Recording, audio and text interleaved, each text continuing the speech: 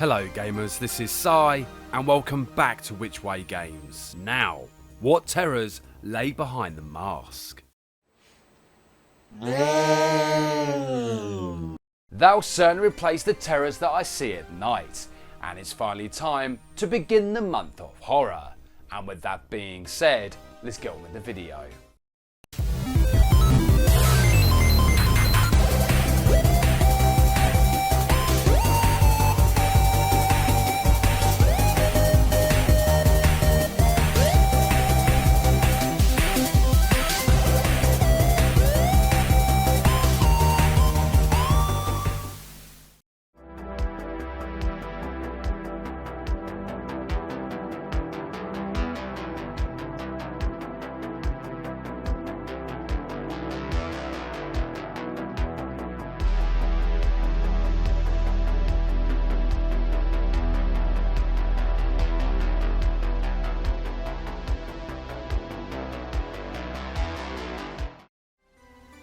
I've recently found this mask, and I don't know why, but I'm strangely drawn towards it, as if it holds a supernatural power and darkness from within.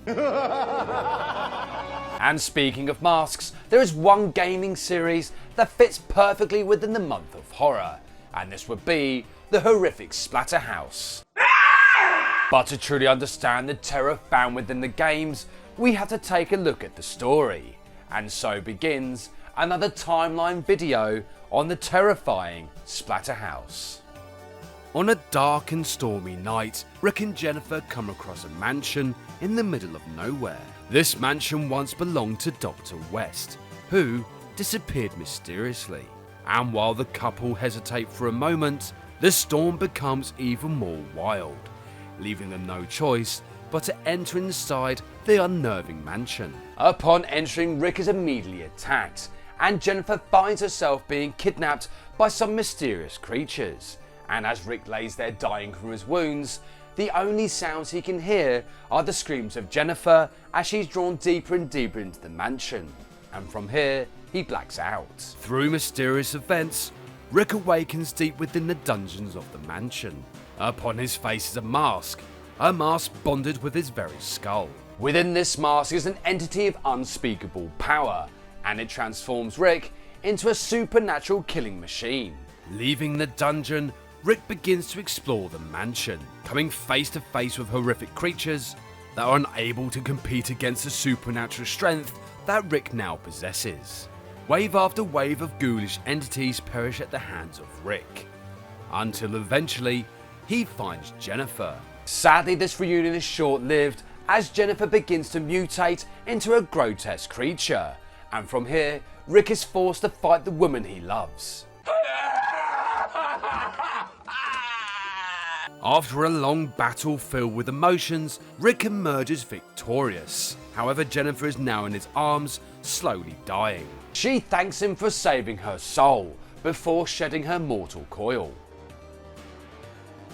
Filled with anger and a hunger for revenge, Rick continues his journey through the mansion, slaying monsters left and right until he is covered head to toe in their blood. While contemplating his next move, Rick discovers a bloody hole in the ground and deduces that the mansion itself is very much alive.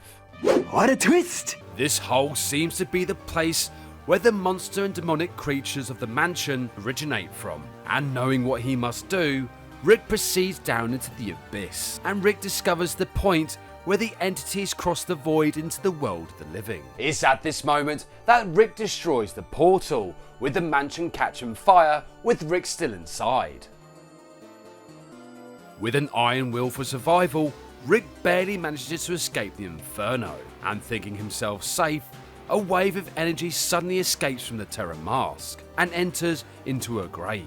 The ground begins to shake, and a gigantic monster appears, ready to tear Rick apart limb from limb. Oh my god! However, Rick has become a force to be reckoned with, and easily defeats this creature of darkness, in a battle that can be felt in heaven and hell.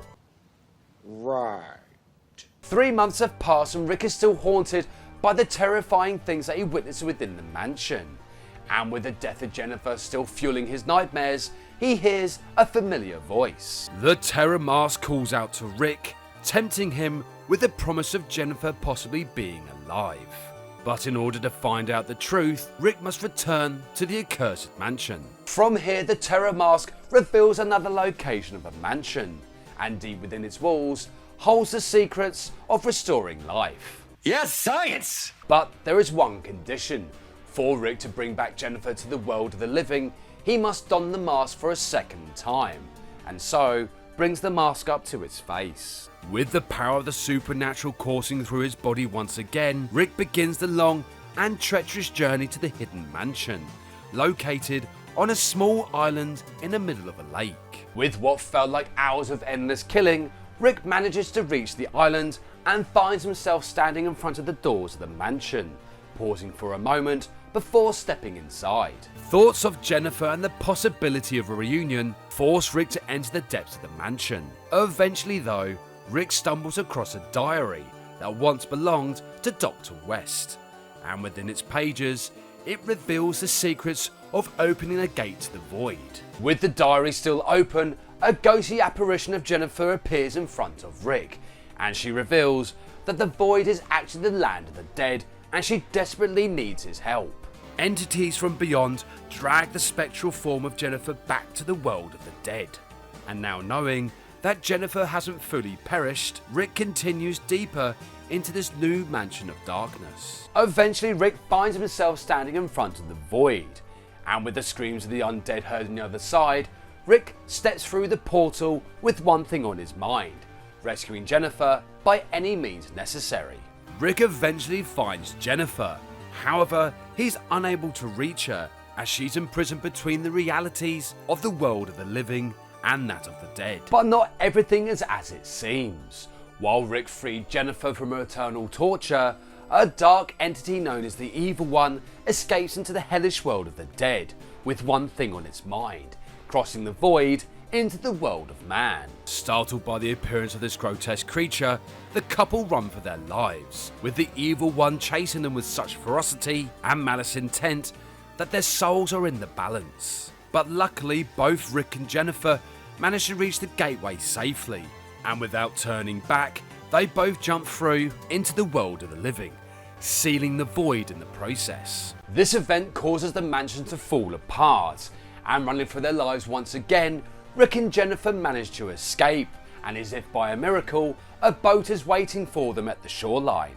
Clambering onto the boat, the couple speed off, and together they witness the mansion sink into the dark, watery depths of the lake, seemingly gone forever. But can evil ever truly die? 5 years have passed since the events that saw Jennifer come back to the world of the living, and in that time, Rick and Jennifer became husband and wife, even having a child called David. That's cute.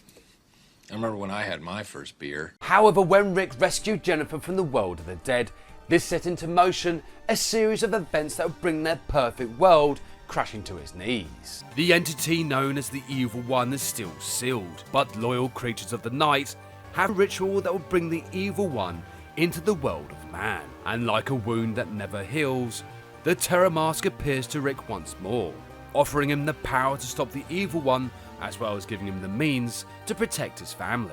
This would mean that Rick would have to don the Terror Mask for a third time, and bringing the mask up to his face, the supernatural powers from the darkness fill his body once again, and from here, evil creatures from beyond invade his mansion home. However, in this confusion of mayhem, the followers of the Evil One kidnap David, who turns out to have latent psychic abilities and is the only one powerful enough to unlock the dark magic within the mysterious Dark Stone. Inside the Dark Stone lays an ancient evil magic, and if released, unspeakable terrors from beyond will torment the world of the living. With Jennifer safe, Rick searches for his son. David is within a dimension of unspeakable horrors, crying out for his father for help.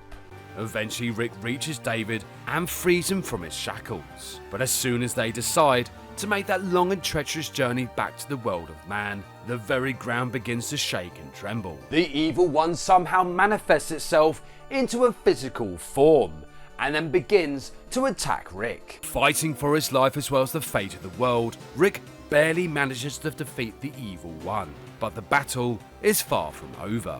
The Terror Mask leaves Rick, revealing that it's been manipulating him since the beginning, and with the evil one gone forever, the Terror Mask has plans of world domination. After a long and gruesome battle, Rick finally manages to defeat the Terror Mask, and as it slowly passes away, it cries out in pain before shattering forever. This scream can be felt throughout heaven and hell, sending a chill through the spines of demons and angels. Finally free from the evil touch of the Terror Mask, Rick returns to his family, but will he ever be free from the cursed touch of the Terror Mask?